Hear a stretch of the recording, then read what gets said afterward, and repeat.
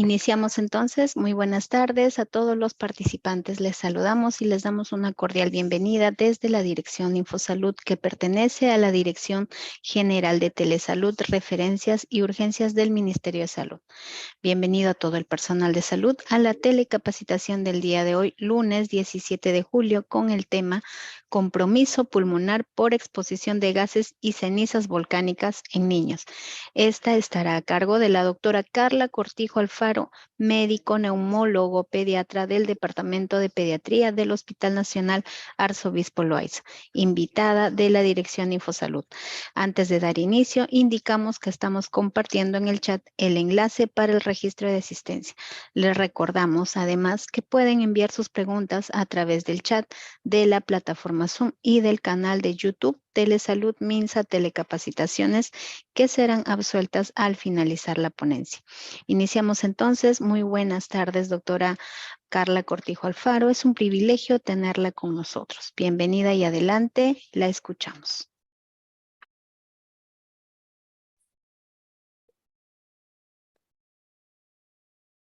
Buenas tardes, sí, buenas tardes con todos, gracias por la invitación. El tema a abordar es compromiso pulmonar por exposición a gases y cenizas volcánicas en el paciente pediátrico. En realidad es un tema, digamos, poco abordado, quizás en la parte de los temas de la neumología pediátrica, ya que hemos tenido muy poca frecuencia, ¿no? De casos o de complicaciones en el caso de los pacientes pediátricos, debido a que no hay, digamos, mucha cantidad de esta patología, digamos así, o de estas complicaciones. En este año recién hemos visto, así como en el 2019, y en años previos, la actividad de estos volcanes, ¿no? Nosotros nos encontramos ubicados en lo que es el Cinturón de Fuego del Pacífico, que es una zona de gran actividad sísmica y volcánica, la cual se va a extender a lo largo de 40,000 kilómetros. Estamos, pues, en la parte, digamos, de Sudamérica, lo que corresponde a la placa de Nazca, y lo importante es que la parte de la actividad volcánica es muy poco predecible, ¿no? Ya que existen distintos predictores, por ejemplo, para la parte de la actividad sísmica, a diferencia de los... Yo creo que es el doctor Luis. Disculpe. ¿Sí se me escucha? Sí, se le escucha claro y fuerte. Ya. Sí, correcto. Ok, gracias. A diferencia, digamos, de la actividad sísmica o, digamos, de los sismos, que tienen ciertos predictores, en el caso de la actividad volcánica, pues no es así. Lo que se hace es, digamos, teniendo en cuenta que está relacionado con estas placas, pues viendo la actividad sísmica, hay algunos marcadores, se podría decir, que nos permiten sospechar o permiten ver o determinar qué volcanes podrían tener cierta actividad, pero es muy poco predecible, ¿no? Es así que actualmente se consideran los enumerados aquí, el volcán Misti, en el caso de Ubinas, que el mes pasado presentó actividad, ¿no? En Moquegua, el Sarasara. Vamos a encontrar que las regiones en las cuales están distribuidos estos volcanes son las regiones de Arequipa, Moquegua, Tacna, Ayacucho y Cusco. Y de ellos, pues 12 son de mayor riesgo, ¿no? Los mencionados aquí en la diapositiva. Y bueno, de las últimas erupciones, porque nosotros, o bueno, la guía, digamos, menciona que los consideran a los volcanes activos, aquellos que tienen alguna erupción en los últimos 11,700 años.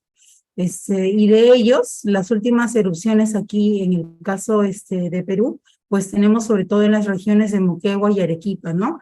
El último es en el 2016, que fue, o el más antiguo, mejor dicho, fue en Sabancaya, en Arequipa, y los dos últimos eventos fueron en Ubinas, ¿no? En Moquegua. El 2019 y este año, bueno, el mes pasado, que fue también en Ubinas, ¿no? En Moquegua, en el volcán de Ubinas.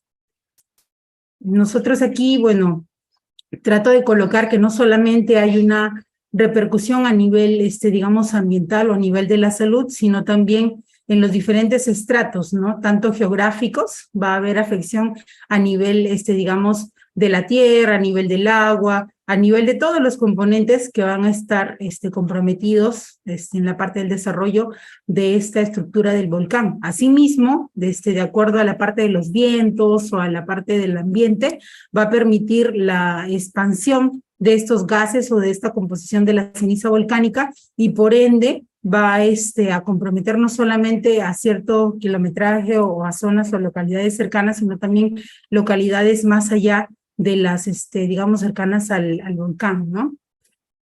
Asimismo, bueno, vamos a desarrollar, no solamente existen los tipos de peligro de la ceniza volcánica y gases volcánicos, sino también existen otros tipos de peligro respecto, digamos, a la actividad volcánica, pero los que están más asociados a la parte respiratoria, digámoslo así, de la salud respiratoria o el compromiso respiratorio, tanto en adultos como niños, vamos a ver que van a ser estos componentes, ya que van a ser partículas, digamos, pequeñas, ¿no? Que van a medir entre 10 micras, las más pequeñas 2.5 micras, que van a llegar incluso a la parte de los alvéolos, ¿no? Y esta parte pues se va a ver muy afectada, generando un proceso inflamatorio y con ello vamos a ver todas las manifestaciones que se pueden, digamos, desarrollar. Es así que en este cuadrito pues podemos evidenciar que tanto las cenizas como los gases pueden comprometer tanto problemas de infecciones respiratorias, generando irritación y además la parte de los gases no solamente, digamos, el compromiso de la parte inflamatoria pulmonar, sino también, de acuerdo a los componentes de estos gases, pueden generar incluso casos de intoxicación, ¿no? La ceniza volcánica, como ya adelanté un poquito previamente, pues va a ser un material de grano fino, en algunos casos incluso menos de 2 milímetros. Esto va a estar compuesto por una roca pulverizada, que esto va a descomponerse prácticamente todo ese material del volcán debido a la presión o la alta presión del vapor dentro del volcán. Va a tener una acción abrasiva y esto, de acuerdo a la interacción que tiene, ya sea con el aire ambiental o con el agua, va a generar diferentes reacciones y con las cuales van a contener a estos gases volcánicos con, digamos, estos componentes de azufre, ¿no? Bueno, algunos van a ser del tamaño de una arena y otros tan finos como el talco, se había comentado. Y el desplazamiento, pues va a depender mucho del viento, ¿no? Aquí en esta imagen, pues, observamos que van a haber efectos tanto directos o locales, como la parte del dolor de garganta por una acción directa digamos, del contacto directo de estas partículas, que usualmente son de 10, digamos, de 10 micras, son partículas grandes que se quedan en la vía aérea, digamos, alta, con tos seca, irritativa, con dolor de garganta, la presencia también de bronquitis o irritación a nivel de la parte bronquial. También asimismo van a haber partículas tan pequeñas, ¿no? De 2.5 micras que van a llegar incluso a nivel de los alvéolos. Va a ser un polvo fino, como ahí se menciona en la imagen, que va a estimular a la secreción a un proceso de inflamación y en algunos casos, en el caso de los gases, va a generar incluso un efecto citotóxico a nivel de las células alveolares y con ello va a generar procesos inflamatorios crónicos y en algunos casos señalan que cuadros de asma, ¿no? Asma de Wood, y en los niños que ya tienen un cuadro de fondo, pues van a desarrollar exacerbaciones de sus crisis, ¿no?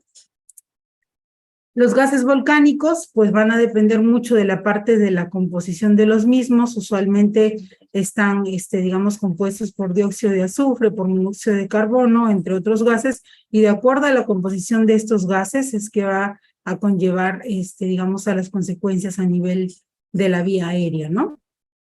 Y bueno, aquí en la imagen observamos en un artículo donde se menciona cómo se observaba, digamos, en este caso, la observación panorámica de una ciudad, en la que se observa la parte, digamos, de las casas, ¿no? De los edificios, y cómo después de la actividad volcánica, toda la parte, se observa toda la actividad de la parte del smog, ¿no? Porque finalmente las cenizas se combinan con la parte de lo que es digamos, el aire y los compuestos de agua, ¿no? La misma luz solar y todo eso va a generar lo que se conoce como un smog volcánico, y todo eso va a generar esta especie de neblina que se observa en la otra figura, ¿no? Entonces, el desarrollo de estos síntomas o de este compromiso pulmonar o respiratorio debido a la inhalación de estas cenizas o gases volcánicos va a depender de diferentes factores, dentro de ellos, la concentración de las partículas, la proporción de estas partículas pequeñas o finas, la duración de la exposición que uno va a tener a estas partículas, la presencia de algunos componentes que son mucho más dañinos, en este caso las partículas de silicio cristalino, así como también algunas condiciones meteorológicas, ¿no? Si hay lluvia, por ejemplo, la lluvia ácida, ¿no? Si hay otro tipo de condiciones que generen que los gases y que las cenizas se dispersen a muchas más áreas de las localidades aledañas a estos volcanes, ¿no? Que se encuentran en actividad. Entonces, como ya habíamos mencionado, hay síntomas locales, ¿no? Tos irritativa, dolor faríngeo. También hay síntomas que van a verse, digamos, desarrollados por problemas o pacientes que tienen afecciones pulmonares previas, así como pacientes que, digamos, tienen una menor frecuencia de estos síntomas porque no tienen alguna patología, digamos, de fondo, ¿no? Es así que se realizó un estudio en Ecuador en donde vieron cuáles fueron los motivos de consulta principales de los pacientes o en la población infantil, y se distinguieron 3 periodos, digamos, en la consulta. Una consulta muy, digamos, inmediata al evento de la erupción volcánica, en la cual los síntomas principales fueron los agudos fueron básicamente del efecto irritativo, ¿no? La presencia digamos, de la mucosa, la presencia de tos, coriza, dolor de garganta, y esto básicamente era por el efecto local o irritativo, como se menciona aquí, tanto a nivel de la mucosa respiratoria alta y a nivel ocular. Y posteriormente, los días posteriores se observaron básicamente infecciones de la vía respiratoria aérea superior, y pasados los días ya se observaron infecciones respiratorias de la vía aérea baja, así como las exacerbaciones de algunos pacientes con patología pulmonar crónica. Los dividieron en estas tres periodos o 3 etapas en la consulta, digamos, de los centros de salud en las zonas aledañas a estas erupciones volcánicas o estos eventos, ¿no? Entonces, las principales, digamos, complicaciones o el compromiso que podemos encontrar va a ser a nivel de lo que es la presencia de tos, la presencia de bronquitis, las exacerbaciones de los cuadros de asma, o en algunos casos incluso el asma de Budd. Se menciona que estos componentes lesionan o tienen un daño a nivel incluso celular de los macrófagos, que hacen que este componente inflamatorio sea tal o el compromiso sea tal que desarrollen incluso una respuesta inflamatoria tipo TH1, TH2, y de acuerdo a esto, en el caso del TH2, desencadenar cuadros crónicos, incluso de asma, ¿no? Por eso coloqué lo que es el asma de Budd. En el caso de la tos de estos niños, pues lo ideal es no darle, como en general, ¿no?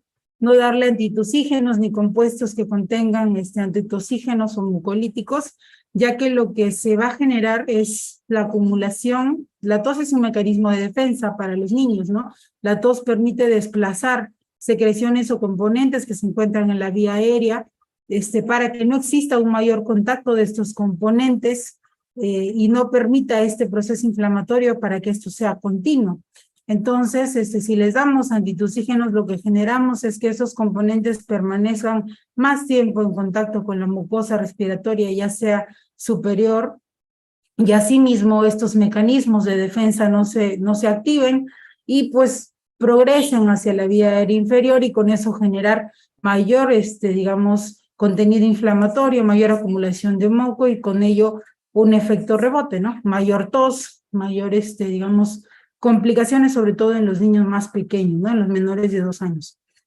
Bueno, como ahí coloco en la diapositiva, pues esto va a generar un mayor daño a nivel de la mucosa respiratoria, más aún que este contenido del smog volcánico, pues tiene elementos que van a interactuar con la mucosa respiratoria y van a generar una inflamación crónica, ¿no? Sostenida. En el caso de las exacerbaciones o las crisis asmáticas que pueden presentar estos pacientes, es importante clasificarlas, ¿no? Valorar qué grado digamos, de crisis tiene el paciente, de acuerdo a diferentes tipos de score. En este caso yo coloco lo que es el score pulmonar. También podemos valorarlo con lo que es la saturación de oxígeno con la que llega el paciente. Recordar que la saturación de oxígeno también va a depender de la altura en la que nos encontremos. Y de acuerdo a ello, también no solamente, digamos, este tipo de evaluación, sino también valorar la severidad, ¿no? O si este paciente ya está yendo hacia una crisis vital o si ya requiere una referencia a una unidad de cuidados intensivos, porque hay niños, sobre todo los pacientes asmáticos, que no reciben un tratamiento controlador y que tienen esta exposición a estos agentes o a estos alérgenos, ¿no? O a estos químicos, pueden generarse crisis fatales, ¿no? Crisis graves que requieren algún tipo de referencia inmediata. Hay que saberlos identificar a tiempo para poder evitar, digamos, incluso muertes, ¿no? O que se desencadene una muerte. Dentro de los fármacos, creo que la exposición no es tanto hablar de la farmacología ni todo esto, pero sí quería mencionar un poquito la parte de la acción de los medicamentos. Lo que es en el caso del salbutamol, recordar que es un medicamento de rescate, no es un medicamento o no es un tratamiento para lo que es el paciente asmático, ¿no? Entonces el paciente asmático ya está educado respecto a que es un medicamento de rescate. Entonces, ante un evento, digamos, de una erupción volcánica, pues el paciente o el niño con asma debe tener sus medicamentos a la mano, ¿no? O sea, su inhalador de rescate, que en este caso sería su salbutamol, en caso lo requiera, ¿no? Y bueno, en este caso ahí ya se mencionan lo que son las dosis, ¿no? Del salbutamol, ya sea para nebulización, ya sea para lo que es el uso del inhalado, con las diferentes fuentes, ¿no? Ya sea del GINA, ya sea de lo que es el UpToDate, que es el segundo cuadradito del lado de la derecha. Y bueno, básicamente también tener en cuenta que muchas veces ante la administración de medicamentos no todos los niños responden igual, pueden presentar lo que es tremor o hipertensión o taquicardia. Hay que vigilar siempre la parte de los efectos adversos que se pueden presentar. Recordar que no tiene un efecto antiinflamatorio, que el efecto básicamente es a nivel de la relajación del músculo liso que rodea el bronquio, ¿no?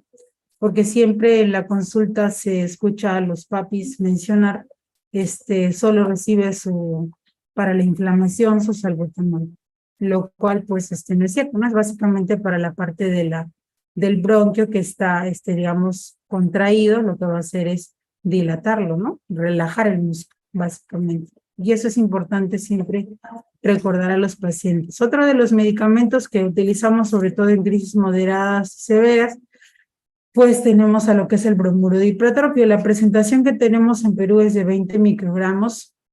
Y lo comento porque muchas veces indicamos dos PAF, ¿no? Pero en este caso es por este tipo de presentación, ¿no? Porque en otros países hay de presentaciones del doble o hasta del cuádruple, de 40 o de 80 microgramos son las presentaciones del bromuro de hipratropio.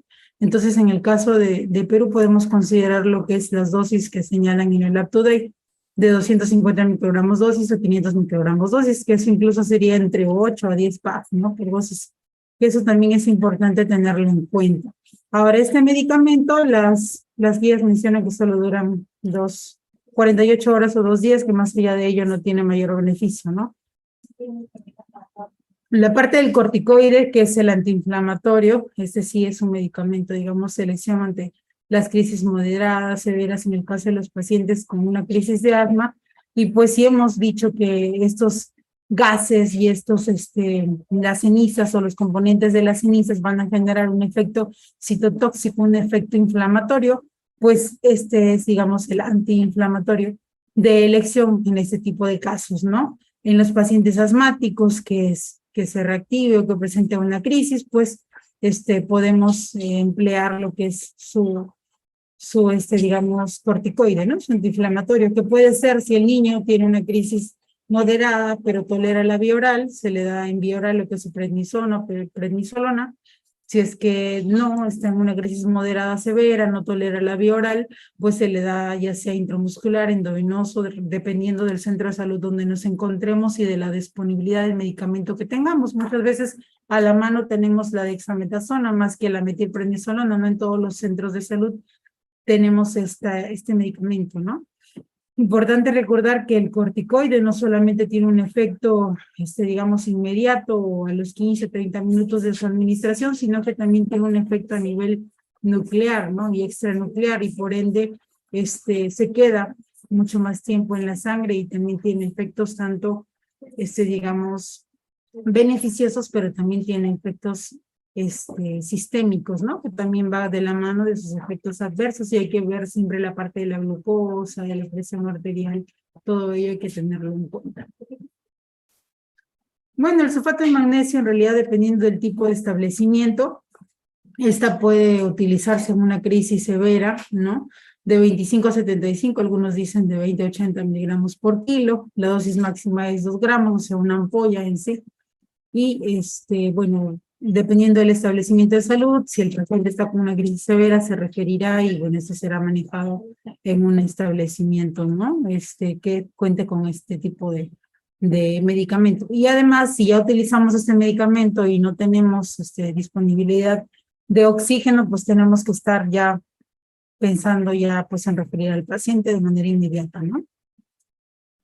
No esperar a que responda a la dosis del medicamento, sino ya tratar de ir refiriéndolo. Aminofilina en realidad solo está ahí para mencionar que en realidad ya no se utiliza por la parte del estrecho ventana terapéutica que tiene, ¿no? Por sus efectos adversos. Puse aquí un caso clínico, por decir un paciente varón de 6 años con antecedente o con un diagnóstico de asma, pero que no ha recibido tratamiento preventivo, que es lo que es un paciente habitual, ¿no? De la consulta diaria, que no recibe el tratamiento preventivo los últimos 2 meses, procedente en Moquegua, digámoslo así, que 2 horas antes estuvo expuesto o a pocos kilómetros de una erupción volcánica, cuya localidad fue evacuada, ya vamos a ver la parte preventiva. Y bueno, acude al centro de salud por presencia de tos, exigente, silbido de pecho, ¿no? Al examen encontramos a un paciente despierto, con una saturación en 93%, con una frecuencia en 28 para 6 años, con una frecuencia cardíaca en 99, afebril, pesando, bueno, 91 kilos, y al examen de la parte respiratoria, pues encontramos sibilantes inspiratorios, expiratorios, tiraje subcostal leve, uso leve de músculo esternocleido mastoideo, no cianosis al momento de la evaluación. La pregunta es, ¿cuál sería el manejo inicial, ¿no? ¿Qué es lo que tenemos que valorar primero en un paciente cuando llega al establecimiento de salud? Pues bien, lo primero es el ABC, ¿no? En toda evaluación de un paciente siempre es el ABC. ¿Cómo se encuentra la vía aérea, ¿no? ¿Cómo está la respiración del paciente, ¿no? Airway, breathing, y lo que es circulation, que en este caso sería cómo está el estado hemodinámico del paciente. ¿Está deshidratado o no está deshidratado? Muchas veces con la tos, los niños, la tos es tan exigente que les induce al vómito, ¿no? Ver el estado de hidratación, hay que ver al paciente en su totalidad, no solamente enfocarnos en la parte, digamos, ya le sirve el pecho, necesita esto, sino ver al paciente en su totalidad, si requiere en ese momento algún tipo de asistencia para la parte de la vía aérea, ¿no? Además de obviamente, el compromiso pulmonar que tiene en ese momento, y también la parte circulatoria, ¿no? Porque en ese momento se nos puede un pulso filiforme o se nos puede estar chocando. Entonces tenemos que valorar siempre el ABC, ¿no? Lo otro es, hay que ver cuál es el grado o el compromiso que tiene, como ahí él les había mencionado previamente, el score pulmonar, ¿no? Tiene 28 de respiratoria, ahí tiene por ahí un punto, las sibilancias están en ambos tiempos, si no me equivoco, y el esternocleido mastoideo de uso leve, y el caso, me pareció interesante, bonito, porque ahí le puse que la saturación estaba en 93%, sí, 93%. Entonces encontramos una disociación entre lo que es el score, digamos, clínico, por decirlo así, y la saturación de oxígeno. Entonces es importante siempre cuando encontramos esa disociación entre lo que es clínico y la parte de la saturación, siempre se queda con el mayor puntaje o con el mayor valor, ¿no? Entonces, ¿qué quiere decir? Si para mi score de 1, 2 puntos, de 4 puntos, digamos, o si fuese aquí un 3 puntos, fuese un leve y para mi saturación de oxígeno fuese un moderado, yo lo tomaría con el mayor puntaje, ¿no? Sería un moderado. Bueno, en este caso el paciente en ambos es una crisis moderada. ¿Qué es lo que podría hacer o qué actitudes podría tomar? Pues si el paciente tolera la vía oral, podría darle lo que es su corticoide por vía oral, si es que tengo en el establecimiento de salud prednisona o prednisolona. Si es prednisona es de 5 en 5, la dosis es de 1 a 2 miligramos por kilo, ¿no? Le voy dando su dosis de tratamiento. Si bien es cierto, la prednisona es de un sabor desagradable y muchas veces lo vomitan. Entonces, si llegara a vomitar el paciente, pues en todo caso se cuenta siempre la mano con dexametasona de 0.3 a 0.6 la dosis y bueno, le damos su tratamiento intramuscular, endovenoso, porque vía oral también es mucho más desagradable que la prednisona. Y bueno, si es que es endovenoso, sometilprednisolona, ¿no? Dependiendo del establecimiento donde estemos, de 1 a 2 miligramos por kilo, y le damos la dosis correspondiente, ¿no? Respecto a la parte del manejo, digamos, del salbutamol o del beta-2, pues le daremos en nebulización o incluso con inhalador, ¿no? Porque si es que no tenemos oxígeno, digamos, a la mano para aplicar lo que es la nebulización, pues por el momento podemos aplicarle inhalador. Se ha visto que en la parte, digamos, del uso del inhalador y la parte de la nebulización, si se hace con una buena técnica, es muy comparable. Pero si el paciente vemos que está hipoxémico, entonces definitivamente que hay una ventaja con la parte de la nebulización, ya que ahí la única ventaja es la administración del oxígeno que se le da, ¿no? Aparte, digamos, adicional o un plus en el caso de los pacientes que están hipoxémicos, como en este caso, bueno, con el paciente que estaba con 93, ¿no? En realidad, si es que se le maneja bien con el inhalador, su corticoide, con su bromuro, probablemente vaya y mejore, no responda al tratamiento. Entonces, con el bromuro de hipratropio, también, bueno, la dosis indicada, es si es inhalador, no tenemos en nebulización o presentación en nebulización.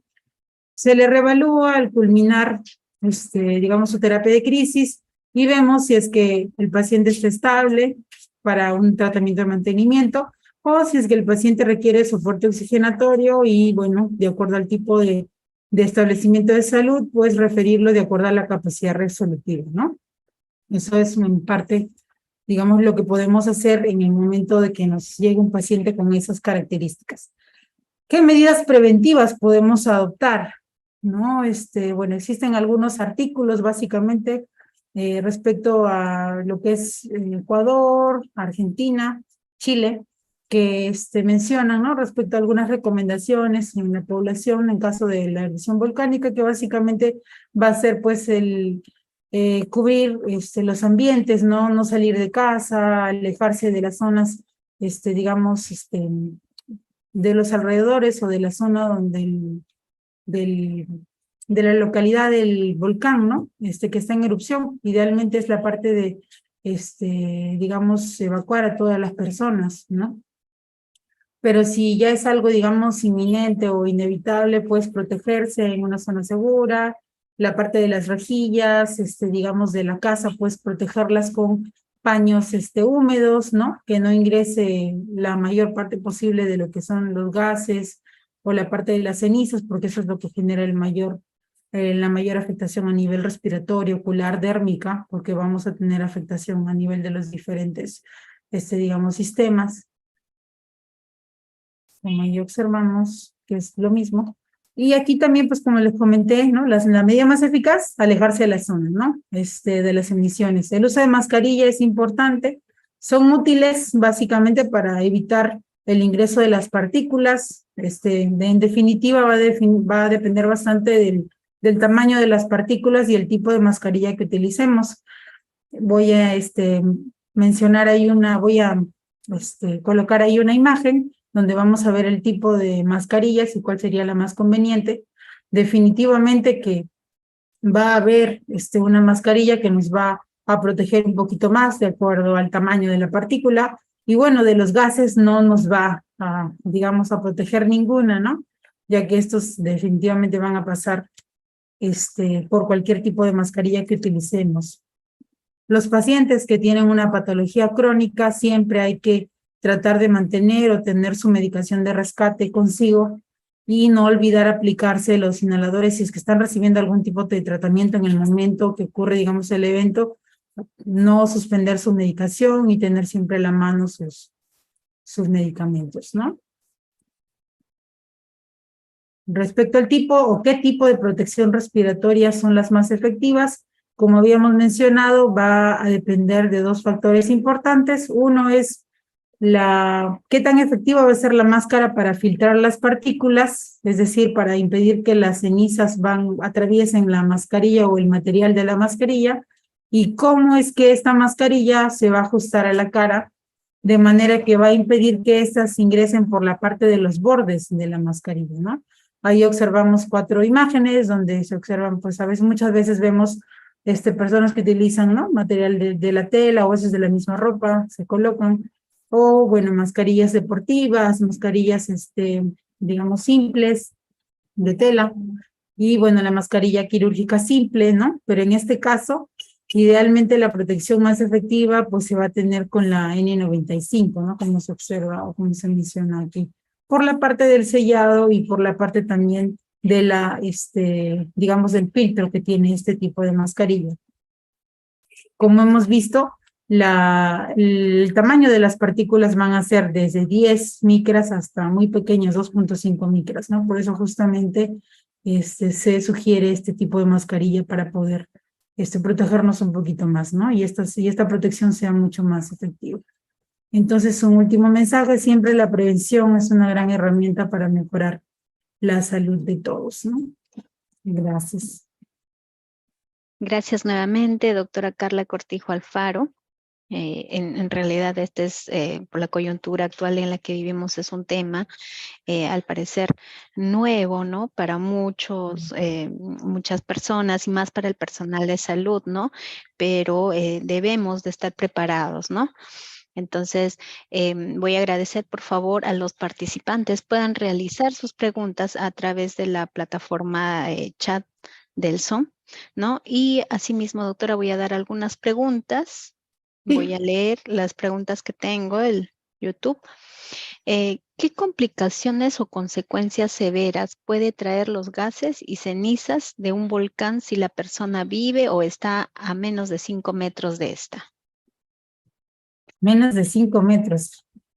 Es bien, o sea, prácticamente está al pie del volcán. Bueno, se han hecho seguimiento si es que no hay, digamos, partículas de lava, ¿no? Que arrasen con la casa inmediatamente.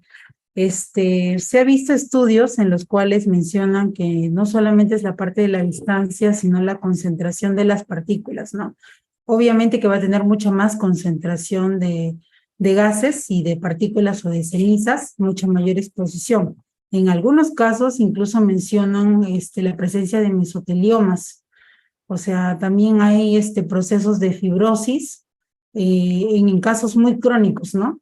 En niños no se han reportado ese tipo de casos, pero en adultos sí hay incluso cohortes de pacientes que hay seguimientos, ¿no? De acuerdo a las localidades, zonas más cercanas de la erupción del volcán y zonas más lejanas, incluso hasta localidades muy, muy lejanas, en las que por la parte de los vientos llegó cierta cantidad digamos, de cenizas, y se compararon las poblaciones de adultos en un seguimiento de 40 a 45 años, y se vieron que algunos de los pacientes que vivían en las partes más cercanas o muy cercanas a los volcanes desarrollaron en algunos casos fibrosis pulmonar y lo que es presencia de mesoteliomas. Hacen un cambio, digamos, a nivel celular, ¿no? Como había mencionado, hay citólisis, hay fibrosis pulmonar, hay bastante, digamos, compromiso por la parte de los gases, sobre todo. Hay silicosis, neumoconiosis, sobre todo eso más lo mencionan en adultos. Para niños no tanto. Muchas gracias, doctora, por su respuesta. En caso de un recién nacido y un niño que está entre 2 y 5 años, ¿cuáles Ujú. son las complicaciones? ¿Es la misma o es de acuerdo a la edad? No entiendo. Sí, lo que pasa es que en el caso de los más pequeños, la complicación es mucho mayor, porque lo que es irritante para un niño de 5 años que le puede producir tos, digamos, en un niño más pequeño le puede ocasionar incluso una especie de bronquiolitis o una bronquitis obliterante incluso. Hay casos reportados muy aislados que había encontrado de lo que era bronquiolitis obliterante, que esto se produce, digamos, por una afectación, digamos, directamente a nivel del pulmón, generando un compromiso de la parte del parénquima. Lo que pasa es que estos componentes generan una alteración a nivel de las células del pulmón. Como dije, los macrófagos alveolares,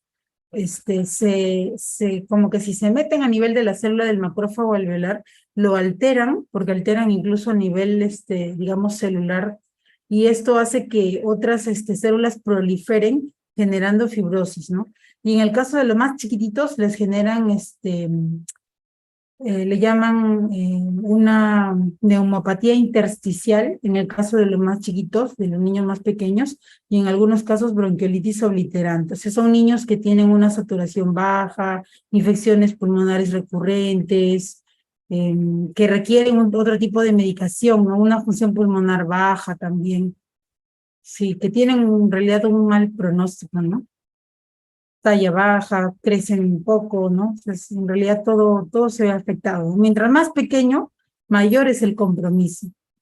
Casos de neumonía o que haya sido asociado con infecciones bacterianas o con infecciones bacterianas, incluso hubo un artículo interesante que leí, mencionaron que no está muy relacionado con infecciones bacterianas, pero que sí con la parte, digamos, de una neumonitis química, ¿no? Le llaman. Y esas neumonitis químicas lo que finalmente producen es una enfermedad pulmonar intersticial, algo parecido en el adulto que ocurre con una fibrosis pulmonar, pero en el niño, algo parecido por ahí. Pero es una neumonitis intersticial la que ocurre en el bebé, dependientes de oxígeno, con cuadros de obstrucción bronquial recurrente. Uh-huh. Muchas gracias, doctora. Tenemos otra pregunta. ¿La prednisona tiene efectos secundarios a largo plazo? ¿Sugiere usted usar algún otro medicamento con menor riesgo? Claro, lo que pasa es que estamos hablando del manejo de la crisis. Y la prednisona que le des por 3 a 5 días no le va a pasar nada en una crisis. Pero si tú me hablas de que le das de 3 a 4 ciclos en un año, ahí sí, digamos, estamos yendo hacia los efectos adversos, ¿no? No se le debe dar más de 4, digamos, ciclos en un año en un niño, porque podemos alterar su eje, ¿no? A nivel del sistema, digamos, su eje central, renal, suprarrenal, etcétera, ¿no? Pero si estamos hablando solamente de este evento, sí en particular, no tiene nada que ver que le des de 3 a 5 días de prednisona, no le va a hacer nada. Es un evento muy particular. Pero si tú estás hablando de un paciente que tiene, digamos, un asma no controlado, es un paciente que ha utilizado muchas veces probablemente la prednisona. Entonces el antiinflamatorio es prednisona, dexametasona, metilprednisolona. La prednisona es se podría decir, el más fisiológico de los corticoides que hay. La dexametasona tiene mucho más efectos adversos o sistémicos adversos que se le da de manera inmediata, ¿no? La prednisona es de los menos nocivos que se puede utilizar en una crisis, digamos, de asma o de broncoespasmo, ¿no? En el caso del niño. Y estamos hablando, ojo que estamos hablando en un paciente que presenta un evento en estas circunstancias. No estamos hablando de un paciente asmático que tiene un contexto de que ha recibido antes. No estamos hablando de ese paciente. Estamos hablando de un paciente que tiene una crisis de broncoespasmo secundaria a la exposición de estos componentes, ¿no? Porque, claro, obviamente que en la consulta o en la evaluación se tiene que valorar todo ello, ¿no? Pero si el paciente lo requiere, siempre tú decides riesgo-beneficio, ¿no? Y en este caso, sí, o sea, el corticoide tienes que darlo. No existe otra alternativa. En este caso tienes que darlo. Y el menos, digamos, el más fisiológico de los corticoides es la prednisona. El más fisiológico. Metilprednisolona, dexametasona es del que tiene más efectos sistémicos, por decirlo así, ¿no? El más fisiológico es la prednisona. Cuando uno hace un destete de un corticoide, finalmente siempre terminas con prednisona con dosis fisiológicas. Muchas gracias, doctora. Tenemos una pregunta acerca de la distancia. ¿Se puede trabajar a una distancia menor de 5 kilómetros de la erupción activa? Respecto a la parte del trabajo, creo que más corresponde a la parte, digamos, respecto a la parte agraria, se referirá si es que los alimentos a esa distancia o no sé, si quizás Sí, me la imagino que sí, porque hay exposición. mucha, exacto, ajá, Ya, a la porque exposición. sí, lo que mencionan es que más allá, o sea, 5 kilómetros en realidad es bien corto la distancia. Se mencionan incluso de 10 a 15 kilómetros, incluso un poquito más, la distancia que sería menos nociva, por decirlo así. O sea, más allá de 15 kilómetros, para tener menor exposición, porque de los estudios siempre mencionan 5, 10, 15. Mientras más allá de esa medida, o sea, mejor, ¿no? Las partículas son muy pequeñas y mientras más pequeñas sean, más rápido de difundirse y de llegar a zonas más lejanas. Por eso justamente, digamos, 5 kilómetros es poco. O sea, sí tiene que ser mayor la distancia a la que menciona. Y más aún, la parte agraria o los alimentos, se mencionan que debe de ser mucho más, ¿no?, la distancia. ¿Y cómo prevenir las complicaciones, doctora, en los niños que van al jardín, que están entre los 2 y 5 años? Ya, uno es ver la parte de en qué etapa o en qué fase se encuentra digamos, el volcán, porque se menciona que cuando erupcionó el volcán tienen que pasar mínimo 3 meses de que erupcionó el volcán, porque se siguen emitiendo ciertos componentes que no son muy visibles al ojo humano, por decirlo así, por 3 meses incluso, ¿no? Los estudios mencionan que hasta 3 meses después de la erupción del volcán se siguen emitiendo todavía gases y todavía se puede ver afectación. Entonces, por ese tiempo, todavía las personas deben de utilizar mascarilla, deben, digamos, de utilizar protector ocular, o sea, lentes, mascarilla, deben de utilizar para la parte de la piel, ¿no?, ropa manga larga, no hacer actividad física o sea, cercana, ¿no?, a la parte, digamos, del volcán, porque si haces actividad física, aumentas la parte del volumen minuto, o sea, aumentas tu frecuencia de respiración, y como aumentas tu demanda de oxígeno, pues respiras más rápido y jalas más aire.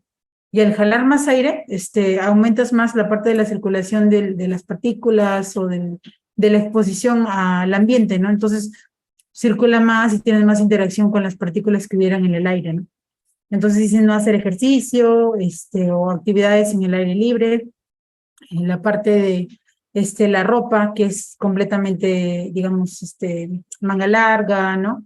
En el caso de la parte respiratoria, el uso de la mascarilla, en la casa, tratar de que no hayan las rejillas o la parte, digamos, de las zonas donde puedan ingresar, digamos, partículas, porque pueden haber todavía restos de cenizas en las calles, ¿no? Que los niños no se acerquen a esas zonas donde hay todavía restos de ceniza, porque a veces se acercan, juegan y se vuelven a exponer a esos componentes, ¿no? Entonces, mientras no haya una limpieza, digamos, total, porque también dicen no barrer esas zonas, sino que el personal especializado llegue y elimine todas esas partículas, porque a veces lo que se hace es tratar de barrer esas partículas y lo que se hace es diseminarlas más, y más aún un paciente con problemas respiratorios de base, eso le afecta aún mucho más. Entonces es básicamente el uso de la mascarilla, es el uso de la parte de los lentes, ¿no? El no hacer ejercicio cerca digamos, a la zona de la erupción del volcán. Por lo menos como le comento, son 3 meses que se debe de tener esos cuidados, ¿no? Y en las escuelas, pues, todos deben de ir con mascarilla, ¿no? Idealmente. Gracias, doctora. Aquí tengo una pregunta que me parece bastante interesante. Es en relación a los baños termales. Este líquido humeante que aflora desde la roca volcánica, desde el subsuelo, ¿existe algún riesgo del estar expuesto a estos líquidos? De la roca volcánica, bueno, de eso en realidad no, es la parte del calor, o sea, esa es la parte del subsuelo. Lo otro es la piedra que bajo presión, con la formación de ciertos minerales, rompe y como que hacen una reacción y erosiona, ¿no? Esa es la parte que produce el gas, a diferencia de la parte del calor que genera el vapor. Eso no está relacionado lo uno con lo otro. Gracias nuevamente, doctora Carla Cortijo Alfaro. ¿Tiene alguna recomendación final para nuestros participantes? Sí, en realidad es preocupante lo que pasó, digamos, en Moquegua. Y, bueno, leyendo la parte de las guías de otros países, bueno, espero que de todas maneras la población, tanto el personal de salud como las personas, estén tomando las medidas de no retirarse las mascarillas aún, ¿no? Porque cuando uno lee aún más, porque, digamos, chequea los estudios y el tiempo que requirieron para ya no presentar ninguna afectación, sobre todo los niños más pequeños, ¿no? Hay que tener el cuidado del uso de las mascarillas, de no exponer a los niños, ¿no? De no sacarlos a los niños más pequeños, menores de 2 años, que permanezcan en casa, al menos que pase 3 meses y que luego ya, bueno, reanuden sus actividades, que puedan sacar a los niños fuera de casa y todo esto, para que así no se vean tan afectados, ¿no? Porque no tenemos mucha capacidad resolutiva respecto a las unidades de cuidados intensivos, a la disposición de oxígeno. Entonces hay que prevenir. En nuestro país tenemos que, digamos, tener más incidencia en esto de la prevención, que eso nos ayudaría bastante, ¿no? Sobre todo en los más pequeñines. Muchas gracias, doctora, nuevamente. En realidad el tema que usted nos ha brindado el día de hoy es un tema de suma importancia, ¿no? Más para los pequeñitos, ¿no? No dejando de ser importante las otras personas, ¿no? Jóvenes, adultos, que en realidad estamos igual en el mismo Todos proceso. estamos expuestos. Exacto, expuestos. Bien, doctora, infinitas gracias. Usted, la doctora Carla Cortijo Alfaro, médico, neumólogo, pediatra del Departamento de Pediatría del Hospital Nacional Arzobispo Loaiza, invitada de la Dirección de Infosalud. En verdad ha sido un gusto tenerla con nosotros. Muchísimas gracias por darnos esta importante telecapacitación. Agradecemos nuevamente a todos nuestros participantes y recuerden suscribirse al canal de YouTube Telesalud Minsa Telecapacitaciones para acceder a esta misma telecapacitación y otras de su interés, además de visitar nuestras redes sociales para mantenerse informados sobre las próximas actividades educativas. Que tenga una gran tarde, doctora, y a todos nuestros participantes, muchas gracias.